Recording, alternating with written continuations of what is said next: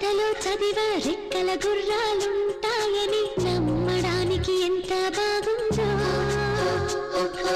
బాలమిత్ర కథలో చదివ పగడపు దీవులు